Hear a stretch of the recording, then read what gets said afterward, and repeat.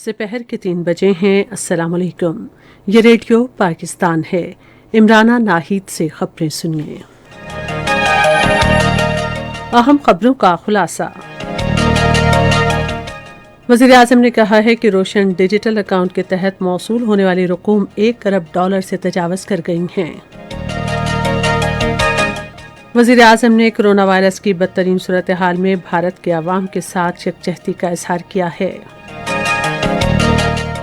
वज़ीर ख़ारजा ने कहा है कि पाकिस्तान कोरोना वायरस की वबा पर काबू पाने के लिए सार्क तंजीम के रुकन मुल्कों के साथ मिलकर काम करेगा।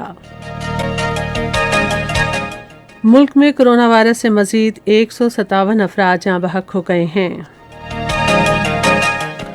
श्रीलंका के बुद्ध भक्षुओं के वफ़द ने आज वादी सवात में चट्टान पर कुनंदा बुधा के नक्श, बुधकारा बुधा के मुजस्समे और अजायब घर का दौरा किया।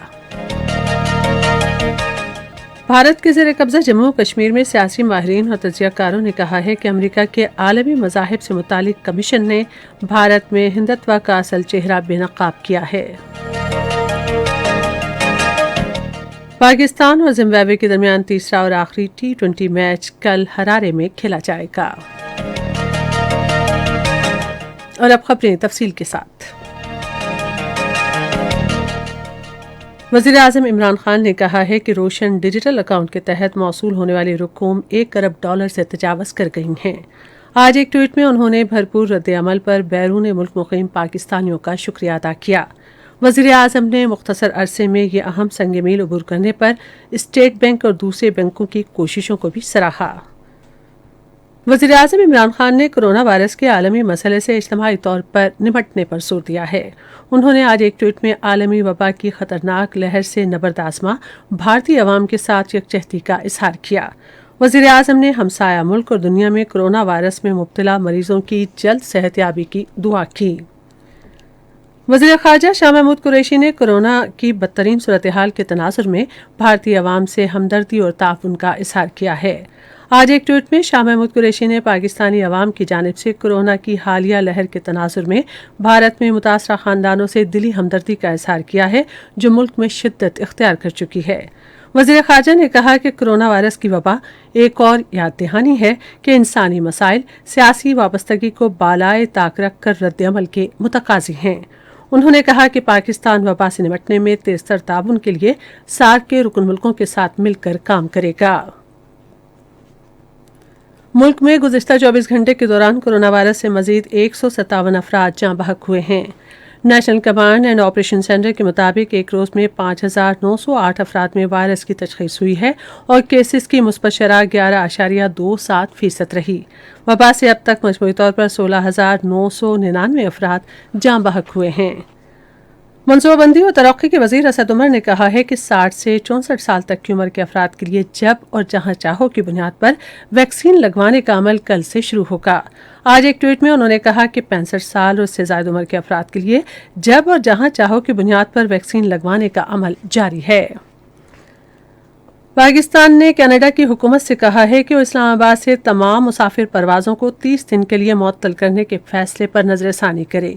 कनाडा में पाकिस्तान के हाई कमिश्नर रजा बशीर तारण ने कनाडा के ट्रांसपोर्ट के वजीर उमर अल-गबरा को लिखे गए एक मकतूब में इस हकीकत की जानिब तवज्जो दिलाई कि पाकिस्तान तमाम दूसरे मुल्कों की तरह वबा का शिकार है, ताहम उसने अपनी स्मार्ट लॉकडाउन हिकमत अमली के बायस इस पर बेहतर अंदाज से काबू पाया है। उन्होंने कैनेडियन वजीर को यकीन दिलाया कि पाकिस्तान में कोरोना टेस्ट का तरीक़ाकार बेहतरीन है और PIA सिर्फ बेहतरीन लेबॉर्ट्रीज के नताइज तस्लीम करती है और हर रिपोर्ट का बारकोड से मवाजना किया जाता है। अक़वाम मुत्तहिदा में पाकिस्तान के मुस्तकिल मंदूब मुनीर अकरम ने छोटे जजीरों पर वाक़ तरक्की पजीर मुल्कों के लिए कोरोना वायरस की वबा और मौसमियाती तब्दीली से होने वाले दोहरे नुकसान से बहाली में माली और बैनुल अक़वामी ताउन पर जोर दिया है।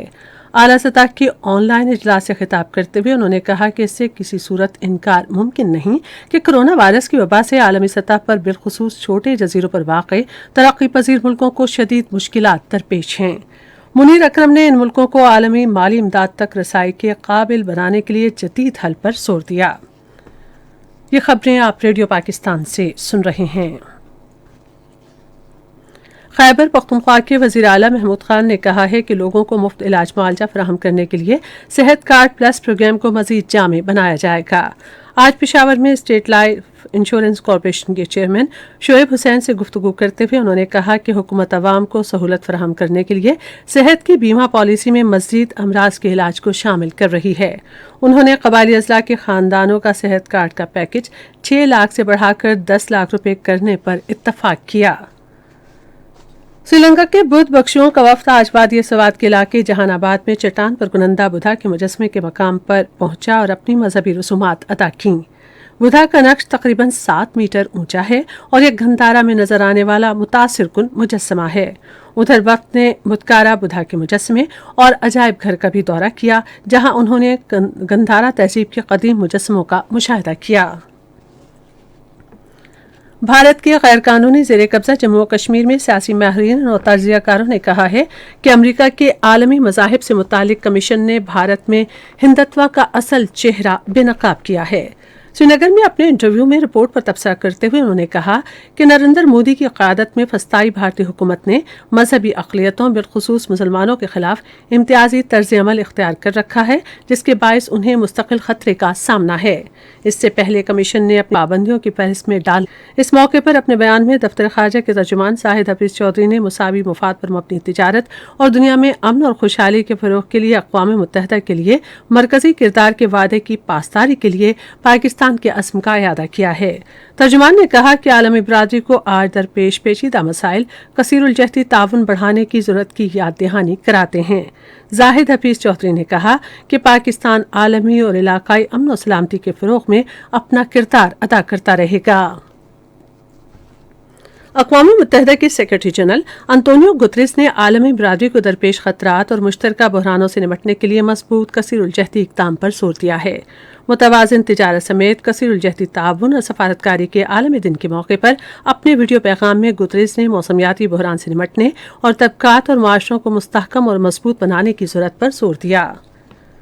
جماعت اسلامی کی رہنما اور خیبر پختونخوا کے سابق وزیر حبیب الرحمان خان آج حیات آباد پشاور میں کرونا وائرس کے باعث انتقال کر گئے۔ ان کی نماز جنازہ آج شام 6 بجے بنیر میں ادا کی جائے گی۔ جنوب مشرقی ایشیائی ملکوں کی تنظیم میانمار میں جاری صورتحال پر آج جکارتہ میں رہنماؤں کی سطح کا اجلاس منعقد کر رہی ہے۔